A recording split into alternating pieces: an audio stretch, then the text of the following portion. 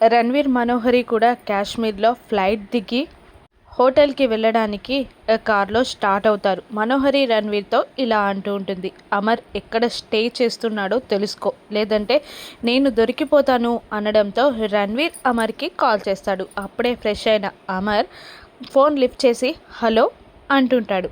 Hello Amar అని రణ్వీర్ అనగానే flight దిగావా అంటాడు అమర్. దిగాను, నువ్వెక్కడ స్టే చేస్తున్నారు అని అడుగుతూ ఉంటాడు రణ్వీర్. నేను మా ఫ్రెండ్ చెప్పిన గెస్ట్ హౌస్లో స్టే చేస్తున్నాము, మీరు ఇక్కడికే వస్తారా అని అడిగిస్తాడు అమర్. దాంతో డౌట్ వస్తుంది రణ్వీర్కి.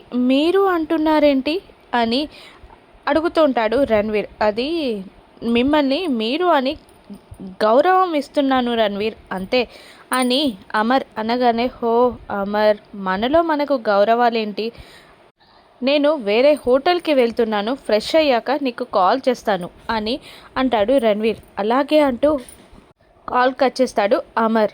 స్వెటర్ వేసుకొని ఆ గెస్ట్ హౌస్ తనున్న కాటేజ్లో నుండి బయటికి వస్తూ ఉంటాడు అమర్. అదే టైంలో రణ్వీర్ మనోహరితో ఇలా అంటుంటాడు, అమర్ ఏదో ఫ్రెండ్కి తెలిసిన గెస్ట్ హౌస్లో ఉన్నారంట, మనం ఈ డ్రైవర్ చెప్పిన హోటల్కి వెళ్దాం అని అనగానే అలాగే అంటుంది మనోహరి. కానీ ఆ డ్రైవర్ అమర్ ఉన్న గెస్ట్ హౌస్కే తీసుకొస్తారు. ఇక రణ్వీర్ మనోహరి లగేజ్ తీసుకొని ఒక దారిలో నడిచి వెళ్తూ ఉండగా పక్కనే ఉన్న దారిలో అమర్ నడుచుకుంటూ వస్తూ ఉంటాడు.